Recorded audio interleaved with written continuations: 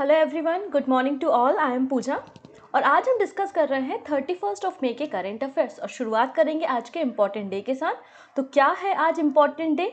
तो आज हम सेलिब्रेट कर रहे हैं वर्ल्ड नो टबैको डे। तो 31 मई को हर साल WHO और पब्लिक हेल्थ चैंपियंस के द्वारा अराउंड द वर्ल्ड इस दिन को सेलिब्रेट किया जाता है 31 मई, जिसको हम सेलिब्रेट करते हैं वर्ल्ड नो टबैको डे। और यहाँ पे थीम क्या रखी गई है? We need food not tobacco. हमें खाने की ज़रूरत है, तंबाकू की ज़रूरत नहीं है। ठीक है, तो ये इस साल की यहाँ पर थीम है। आज हम पहले बात करेंगे इम्पॉर्टेंट पर्सन। तो इम्पॉर्टेंट पर्सन की लिस्ट काफ़ी लंबी है, तो पहले हम उनको देखते हैं। उसके बाद हम यहाँ पर कुछ अवार्ड्स के ऊपर डिस्कशन करेंगे, स्टेट न्यूज़, फिर national news, banking news, science and defence, सब कुछ आपको आज के सेशन में मिलेगा। वीडियो के लास्ट में आपको हेडलाइंस भी मिल जाएगी, तो हेडलाइंस की मदद से आप आसानी से नोट्स भी बना सकते हैं और सीए को रिवाइज भी कर सकते हैं, राइट। अब बात करेंगे पीडीएफ के बारे में। तो पीडीएफ आपको हमारे टेलीग्राम से मिल जाएगी। टेलीग्राम से आप पीडीएफ को ले पाएंगे, वहाँ से आप उसे डाउनलोड कर लीजिएगा, फ्री ऑफ कॉस्ट होती है। ठीक, इसके अलावा देखिएगा, हमने हिस्ट्री जो to the point series start की थी ना, उस पर मैंने कल एक वीडियो अपलोड किया था, सोशल एंड रिलीजियस मूवमेंट, जिसमें मैंने आपको प्रार्थना समाज, इसके अलावा आर्य समाज, परमहंस मिशन है ना, रामकृष्ण परमहंस मिशन, सब कुछ चीज़ों को वहाँ पे डिस्कस किया है, टू द पॉइंट डिस्कशन किया है और 5 साल के PYQs भी लिए हैं। तो आप उस वीडियो को जाके देख सकते हैं। इसके अलावा वीडियो के लास्ट में आपको कुछ रिवीजन क्वेश्चन मिलेंगे और अंत में होगा क्वेश्चन ऑफ द डे, जिसका आंसर आप हमें कमेंट सेक्शन में दे सकते हैं। सो स्टार्ट कर लेते हैं आज का session.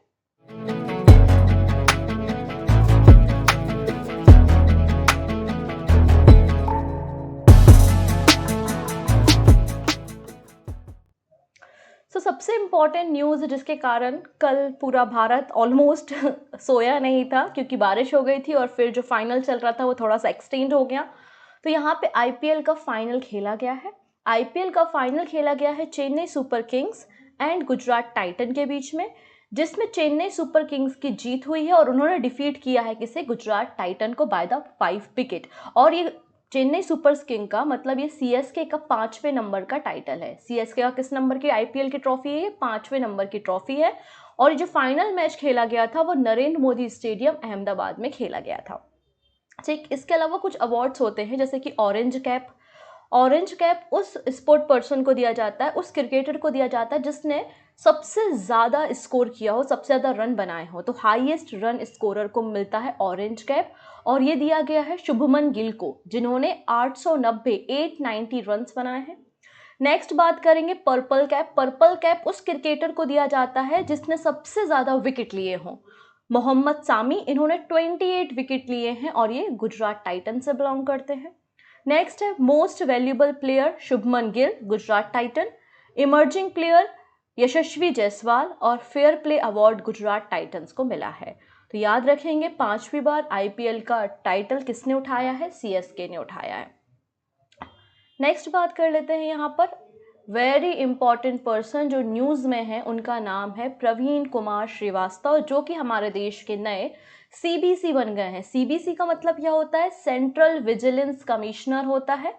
Central vigilance commission basically एक कमिटी, एक एंटी करप्शन कमिटी है, जिसको 1964 में बनाया गया था बाय द रिकमेंडेशन ऑफ के संथानम, और उसके लिए फिर एक एक्ट पास किया गया, जिसके बाद सीबीसी आज के समय में एक स्टैच्यूटरी बॉडी है, एक संवैधानिक निकाय है।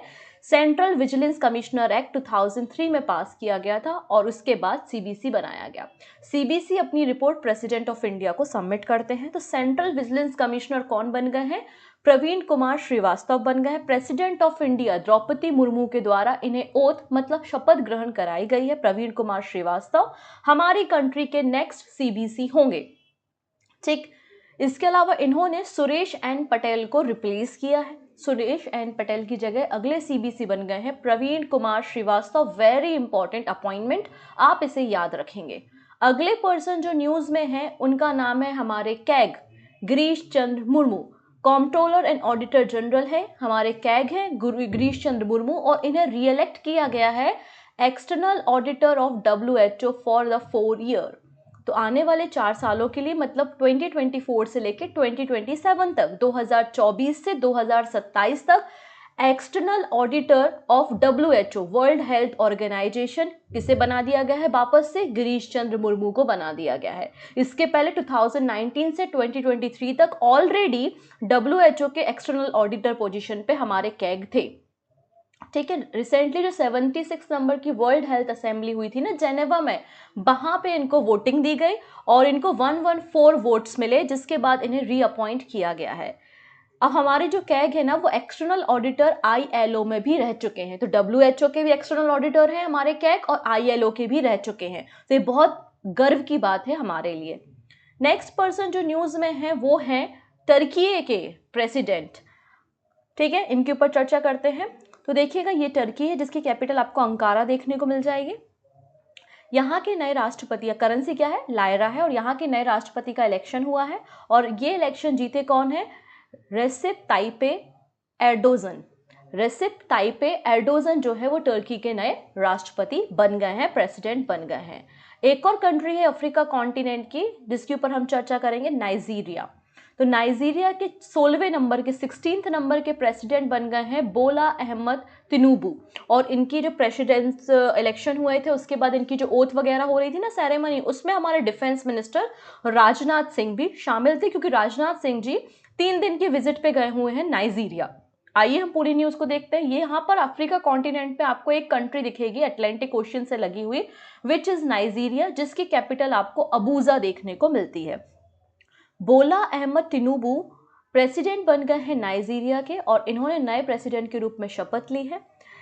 इनके जो सेरेमनी थी, इस सेरेमनी को अटेंड किया हमारे डिफेंस मिनिस्टर राजनाथ सिंह ने, क्योंकि राजनाथ सिंह 3 दिन के विजिट पे गए हुए हैं नाइजीरिया, क्योंकि ये इंडिया और नाइजीरिया के बायलैटरल रिलेशन को और भी मजबूत करना चाहते हैं और पहली बार हमारी कंट्री के कोई डिफेंस मिनिस्टर नाइजीरिया विजिट पे गए हैं।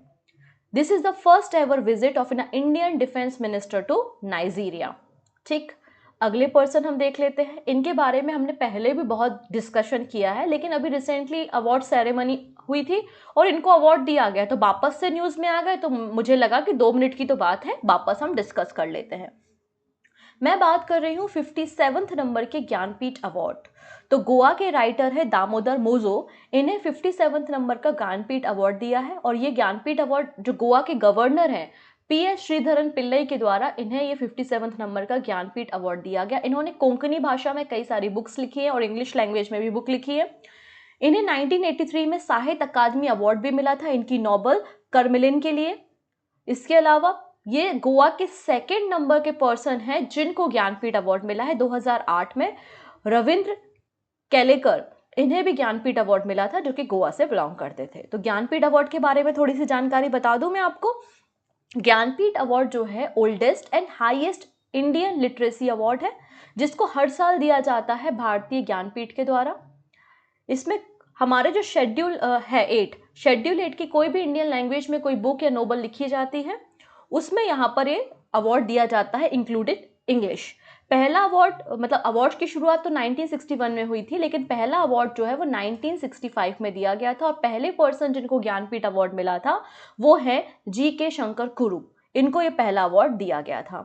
इसके अलावा पहली वीमेन कौन है, पहली महिला जिनको ज्ञानपीठ अवार्ड मिला है वो है आशापूर्णा देवी। तो आपको ये 3-4 नाम याद रखने हैं। कौन कौन से नाम याद रखने हैं? पहला नाम आपको दामोदर मोजो का याद रखना है, गोवा के हैं, 57th नंबर का ज्ञानपीठ अवार्ड।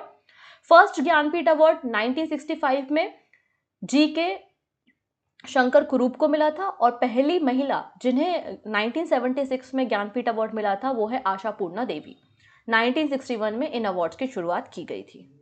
अगले पर्सन है कांग्रेस MP सुरेश धानोरकर, जिनका निधन हो गया है। पहले शिवसेना में थे, शिवसेना से इन्होंने MLA का इलेक्शन लड़ा था 2014 में, और उसके बाद इन्होंने शिवसेना को छोड़ दिया था और कांग्रेस में शामिल हो गए थे 2019 में।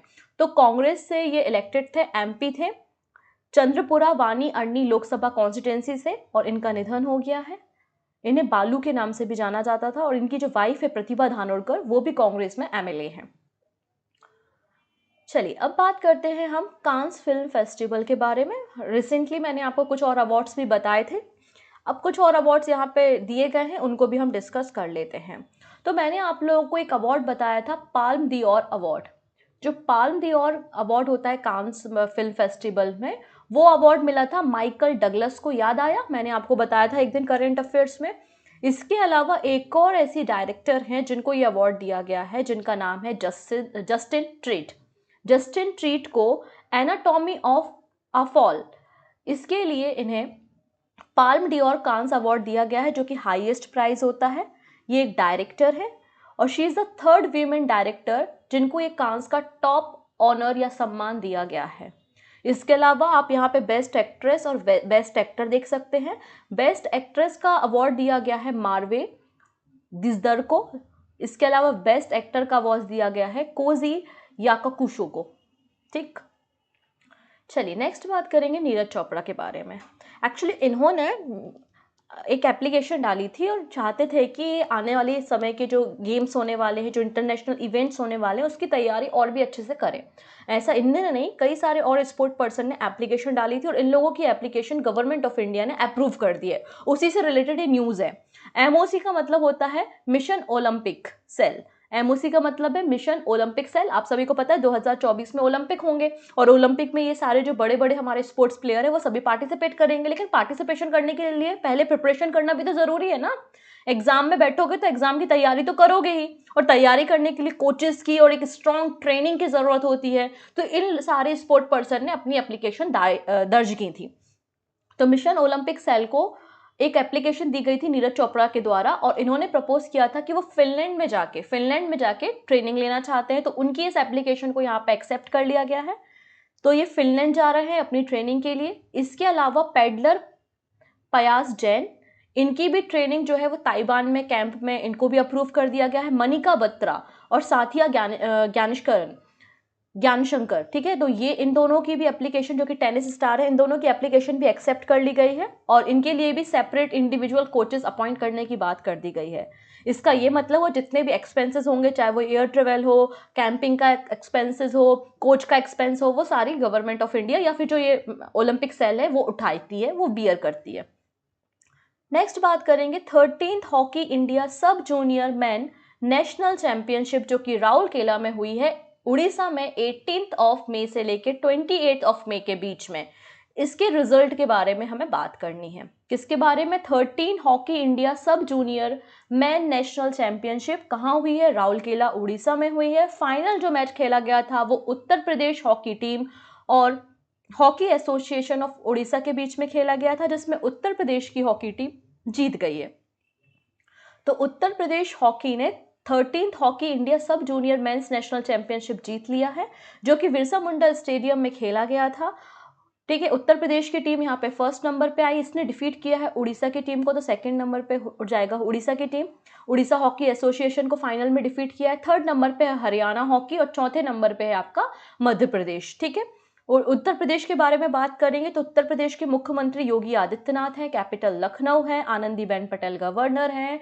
चूंकि पॉपुलेशन बहुत ज़्यादा है इसलिए राज्यसभा सीट और लोकसभा सीट भी ज़्यादा है। राज्यसभा सीट 31 है और लोकसभा सीट 80 है। अगली बात करेंगे काबा के बारे में। काबा का मतलब है सेंट्रल एशियन वॉलीबॉल एसोसिएशन। ठीक है, सेंट्रल एशियन वॉलीबॉल एसोसिएशन काबा। तो काबा कप का एसोसिएशन किससे हो जाएगा? वॉलीबॉल से हो जाएगा। इसको रिसेंटली काठमांडू नेपाल में ऑर्गेनाइज किया गया था 22 से लेकर 28 मई के बीच में।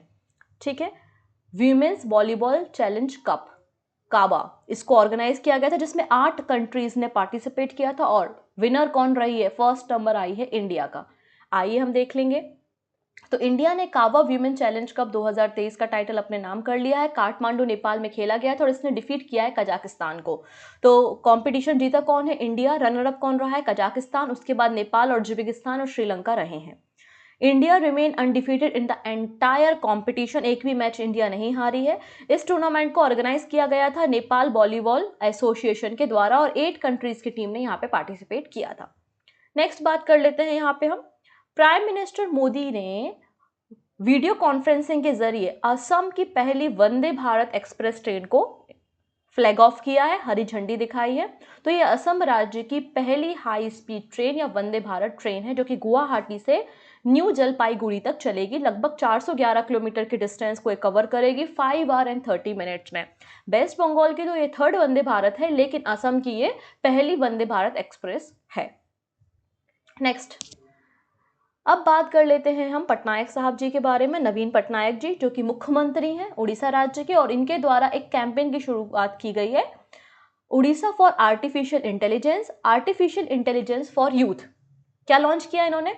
Orissa for AI, AI for youth, ये पूरा नाम है बेसिकली। तो Naveen Patnaik launches Odisha for AI and AI for youth initiative. इसका क्या मतलब है? उड़ीसा फॉर एआई का मतलब है यहाँ पर 4 अलग अलग फ्री 4 घंटे का कोर्स, 4 आवर्स का कोर्स फ्री ऑफ कॉस्ट कराया जाएगा, जिससे अलग अलग स्टूडेंट पर्सन आके एआई टेक्नोलॉजी को सीख सकें। ठीक है। In the first phase the initiative will implemented in Bhubaneswar, Puri and Cuttack only. AI for youth का क्या मतलब है? It is for student of 2005 schools of phase 1 and Odisha Adarsh Vidyalaya. Students को भी यहाँ पर एआई की ट्रेनिंग दी जाएगी, जिससे इकोसिस्टम, इनोवेशन का सिस्टम डेवलप हो सके। नेक्स्ट बात करेंगे यहाँ पे, Goa Raj Bhavan launches first book under governors scheme. अब कई सारी स्कीम्स होती हैं जो गवर्नर और मुख्यमंत्री उस पर्टिकुलर स्टेट के लॉन्च करते हैं, तो इसलिए यहाँ पे गोवा राज्य ने अपनी एक बुक लॉन्च की है। 5 बुक्स बेसिकली पब्लिश की हैं, 5 बुक पब्लिश की हैं अंडर राजभवन स्कीम, जिसका टाइटल क्या है? नई पहल। और इसको रिलीज किसने किया है? जो गोवा के गवर्नर है PS श्रीधरन पिल्लई ने राजभवन में इसे इनॉग्रेट किया है। तो 5 बुक लॉन्च की गई जिसमें गवर्नर्स की नई स्कीम, मुख्यमंत्री की स्कीम्स के बारे में इंफॉर्मेशन है, जिसका नाम रखा गया है नई पहल। ये 5 बुक के ऑथर कौन है? तो इन 5 बुक के ऑथर है संजय रमेश सालेलकर, इन्होंने कोंकणी भाषा में लिखा है। पल्लवी पोलेकर मराठी, मनोहर एडपाईकर मराठी लैंग्वेज में, पौचू मैनन 2 बुक इन्होंने लिखी है इंग्लिश में। और ये चाहते हैं कि आने वाले समय में जितनी भी 22 लैंग्वेजेस हैं उन सब भाषाओं में इन बुक्स को पब्लिश किया जाए। नेक्स्ट बात करते हैं यहाँ पर एक रिपोर्ट के बारे में, और रिसेंटली बताया गया है इस रिपोर्ट में कि 2026-27 तक, 2026-27 तक यूपीआई जो है वो 90% पहुंच जाएगा। अभी आजकल देखो हम डिजिटल ट्रांजैक्शन को कितना बढ़ावा देते हैं। आजकल सब लोगों ने कैश रखना कितना कम कर दिया है। जब भी हम कोई भी इनफैक्ट पानी पूरी खाने भी जाते हैं, 10 रुपये भी हमको देने हैं, तो हम यूपीआई या क्यूआर कोड का यूज करके पेमेंट करते हैं। मतलब लगातार हम डिजिटल ट्रांजैक्शन या यूपीआई ट्रांजैक्शन की तरफ बात कर रहे हैं। तो यहाँ पे बोला जा रहा है कि यूपीआई ट्रांजैक्शन लगभग 90% हो जाएगा रिटेल डिजिटल पेमेंट बाय 2026-2027। ठीक है, ये बात बताइए। The Indian payment handbook 2022-27 release की गई है, और इसमें बताया गया है कि हमारा जो यूपीआई ट्रांजैक्शन है वो 1 बिलियन पर डे पहुंच जाएगा 2026-27 तक, और 90% हम काउंटिंग करेंगे retail digital payment UPI transaction से। ये बात यहाँ पे कही है। यूपीआई जो है इसको लॉन्च किया था एनपीसीआई ने 11 अप्रैल 2016 में। नेक्स्ट है दुबई। अच्छा, मैंने आप लोगों को COP28 के बारे में बताया था। COP28 में एडवाइजरी कमेटी के बारे में बताया था कि मुकेश अंबानी जी को उसमें रखा गया है, और जो COP28 होनी है वो यूएई में होनी है, ये बात भी मैंने बताई थी। तो यहाँ पर एक 10 की इनिशिएटिव लॉन्च किया है यूएई ने, अलग अलग एजेंसी और सेक्टर के साथ मिलकर, कि ये अपना 0 एमिशन कर देंगे पब्लिक ट्रांसपोर्टेशन में by 2050। So Dubai set goals for 0 emission public transport by 2050। तो ये 0 कार्बन एमिशन हो जाएगा पब्लिक ट्रांसपोर्ट का बाय 2050। ऐसा किसने कहा है? Road and transport authority of Dubai के द्वारा ये कहा गया है, क्योंकि ये कंट्रीब्यूट करना चाहते हैं क्लाइमेट चेंज में, इसलिए इन्होंने ये रेजोल्यूशन यहाँ पे एक्सेप्ट किया है, पास किया, आप कह सकते हैं। चलिए अब बात कर लेते हैं हमारे मिशन चंद्रयान 3 के बारे में। तो रिसेंटली आपको मैंने सिखाया था कि हमारी जो 2nd जनरेशन नेविगेशन सैटेलाइट है NVS-01, इसको हमने सतीश धवन स्पेस सेंटर श्रीहरिकोटा से सक्सेसफुली लॉन्च कर दिया है। तो इसी लॉन्चिंग के समय हमारे इसरो के जो चेयरमैन है ना S सोमनाथ, उन्होंने अनाउंस किया कि हम चंद्रयान 3 को इस साल जुलाई के महीने में, मतलब आप बोल सकते हो कि 2 महीने बाद, क्योंकि कल से जून और फिर जुलाई है ना, तो जुलाई के मंथ में जो है वो चंद्रयान 3 को लॉन्च किया जाएगा। चंद्रयान 3 जो है इसका काम क्या होगा? एक तो लूनर मतलब जो चांद की सरफेस है, लूनर सरफेस है, उसका रिसर्च करना, सर्च करना, प्रॉपर लैंडिंग कराना, ठीक ना, सेफली लैंडिंग कराना हमारा यहाँ पे मकसद होगा। पहली चीज़ें जिसमें ऑब्वियसली बात है रोवर होगा और लैंडर भी, होगा। अगर आप चंद्रयान-1 के बारे में पढ़ना चाहते हैं तो चंद्रयान-1 जो कि पहला इसरो का मिशन था, अक्टूबर 2008 में इसको लॉन्च किया गया था। ये ऑर्बिटल मिशन था जो कि चंद्रमा की चक्कर लगा रहा था, ऑर्बिट में चक्कर लगा रहा था, लेकिन इसने हमको बहुत अच्छी information the about water, ice and minerals. इसके बाद हमने चंद्रयान-2 को लॉन्च किया था, इसरो का ही मिशन था, जिसमें एक लूनर ऑर्बिटर विक्रम लैंडर था और प्रज्ञान रोवर था। विक्रम लैंडर और प्रज्ञान रोवर था और इसका मकसद क्या था, लूनर सरफेस को इन्वेस्टिगेट करना और लूनर सरफेस से वाटर को इन्वेस्टिगेट करना। 2019 में इसको हमने सतीश धवन स्पेस सेंटर से लॉन्च किया था, बट हमारी जो कुछ ग्लिचेस आ जाने के कारण हमारी सॉफ्ट लैंडिंग नहीं हो पाई, इसलिए हम चंद्रयान-3 को लॉन्च कर रहे हैं। नेक्स्ट बात करते हैं, US want India in NATO plus. अभी नेटो प्लस क्या है? नेटो तो पता है यार, ये नेटो मेंबर्स क्या होते हैं, अब तो 31 कंट्रीज हो गई हैं। ये नेटो प्लस क्या है? तो +5 और मेंबर है यहाँ पे, आइए हम उनको देखते हैं। तो यहाँ पर देखिएगा, एक यूएस में एक मीटिंग हुई थी और वो अपने इस पॉलिसी को, मतलब अपना जो डिफेंस सिस्टम है और बायलैटरल रिलेशंस हैं यूएसए स्पेशली, इसको और इन्हांस करना चाहता है, इसलिए इसने नेटो प्लस में ज्वाइन करने के लिए इंक्लूड बुलाया है भारत को। NATO plus is a grouping of North Atlantic Treaty Organization and 5 countries. कौन कौन सी कंट्रीज हैं? Australia, New Zealand, Japan, Israel and South Korea. They are not a part of NATO, but NATO plus का ये member है। और ये group क्या करता है? ग्लोबल डिफेंस सिस्टम को और भी ज़्यादा इम्प्रूव करता है, ठीक है। इसलिए इसमें इंडिया को भी इनवाइट किया गया है यूएसए के द्वारा। It would further strength India defence partnership with USA. NATO सबको पता है 1949 में इसका फॉर्मेशन किया गया था, ठीक। चलिए, तो आज हमने क्या क्या सीख लिया? आज हमने सीख लिया कि चेन्नई सुपर किंग्स जीत गई है गुजरात टाइटंस को हराकर। हमारे नेक्स्ट सीबीसी बन गए हैं प्रवीण कुमार श्रीवास्तव। गिरीश चंद्र मुर्मू को रीइलेक्ट कर लिया गया है as external auditor of WHO. फिर टर्की के प्रेसिडेंट हमने रेसिप ताइपे एर्डोगन के बारे में जाना और हमने नाइजीरिया के राष्ट्रपति बोला अहमद तिनुबू के बारे में जाना। इसके अलावा हमने 57वें नंबर के ज्ञानपीठ अवार्ड्स भी देख ली जो कि दामोदर मूजो को दिया गया है। फिर कांग्रेस के जो एमपी हैं सुरेश धानोरकर, उनका निधन हो गया है। कांस फिल्म फेस्टिवल 2023 में एनाटॉमी ऑफ फॉल की डायरेक्टर जस्टिन ट्रेड को पाल्म डियोर अवार्ड दिया गया है, सम्मान दिया गया है। नीरज चोपड़ा जी का प्रपोजल एक्सेप्ट कर लिया गया और इनको फिनलैंड भेजा जाएगा ट्रेनिंग के लिए। Uttar Pradesh 13th hockey India sub junior men's national championship जीत गई है और उड़ीसा को डिफीट किया है। CAVA women's challenge cup Nepal Kathmandu में हुआ था, भारत इसको जीत गया है। असम की पहली वंदे भारत एक्सप्रेस को इनॉग्रेट किया गया है। नवीन पटनायक जी ने लॉन्च किया है Odisha for AI and AI for youth initiative. फिर गोवा के राजभवन में first book under governor scheme launch की गई है। यूपीआई जो है डिजिटल पेमेंट सिस्टम ट्रांजेक्शन 2026-27 तक 90% पहुंच जाएगा। दुबई ने 2050 तक का गोल किया है, सेट किया है कि वो 0 कार्बन एमिशन कर देगा। चंद्रयान-3 जुलाई में लॉन्च किया जाएगा बाय इसरो और नेटो प्लस के मेंबर के लिए इनवाइट किया है भारत को। तो ये बातें आज हमने सीखी हैं, बाकी सारी बातें कल करेंगे। नीति आयोग का हेल्थ इंडेक्स वगैरह आपको सिखाना है तो वो हम कल देख लेंगे। ओके, चलिए अब देखते हैं कुछ हम एमसीक्यूज। उड़ान 5.1 scheme launch by which union ministry? तो उड़ान का मतलब है उड़े देश का आम नागरिक और ये मिनिस्ट्री ऑफ सिविल एविएशन के अंदर आता है, मतलब ऑप्शन ही बिल्कुल करेक्ट हो जाएगा। आसान प्रश्न था। अच्छा, ये क्वेश्चन बड़ा इंपॉर्टेंट है। इंटरनेशनल बुकर प्राइज दिया गया है जॉर्जी गॉस्पोडियनोव को। ये किस कंट्री की है? तो ये पहली बुल्गारियन है। ऑप्शन ए बिल्कुल करेक्ट है। नेक्स्ट बात करते हैं। Who has recently created the Guinness World Book of Record by singing Sri Ramcharitmanas for 138 hours and 41 minutes and 2 seconds?